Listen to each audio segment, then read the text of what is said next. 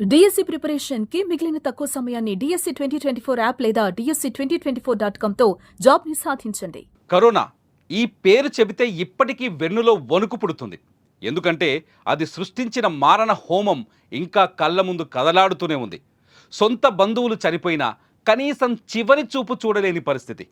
కొన్ని సందర్భాల్లో మన సొంత వాళ్ళు మరణించినా తలకొరివి పెట్టలేని దారుణ పరిస్థితులుండేవి. ఎక్కడి వారు అక్కడే పిట్టల్లా రాలిపోయిన సందర్భాలు ఎన్నో. ఒకటా రెండా కరోనా సృష్టించిన కల్లోలం తలుచుకుంటే భయం పుడుతుంది. అదిగో అలాంటి కరోనా మళ్ళీ కోరలు చాచి విజృంభిస్తుంది. హాంకాంగ్, సింగపూర్లో కరోనా వైరస్ వ్యాప్తి అక్కడి ప్రజలను భయాందోళనకు గురి చేస్తోంది.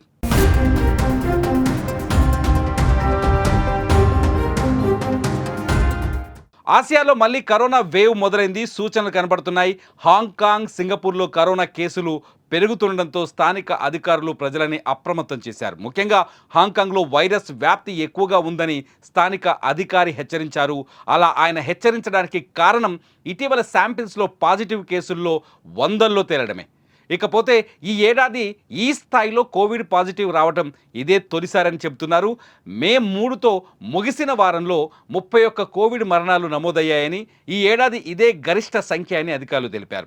2 ఏళ్ల నాటి కోవిడ్ ఇన్ఫెక్షన్ దశతో పోలిస్తే కేసుల సంఖ్య తక్కువగానే ఉన్నప్పటికీ పరీక్షల్లో వైరల్ లోడ్ పెరుగుతున్నట్టు అధికారులు గుర్తించారు.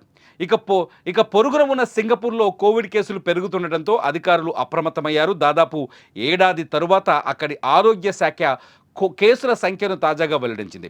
మే 3తో ముగిసిన వారంలో కేసుల సంఖ్య 14,200గా ఉందని, అంతకు ముందు వారంతో పోలిస్తే ఇది 28% ఎక్కువని అధికారులు తేల్చి చెప్పారు.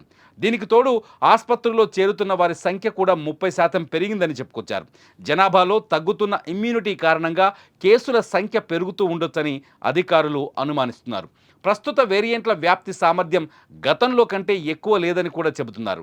వ్యాధి తీవ్రత కూడా మునుపటిలాగానే ఉందని వివరించారు. దీంతో ప్రజలు అప్రమత్తంగా ఉండాలని అధికారులు సూచిస్తున్నారు. టీకాలను వేసుకోవాలని, కోవిడ్ ముప్పు ఎక్కువగా ఉన్నవారు బూస్టర్ డోసులు తీసుకోవాలని చెబుతున్నారు.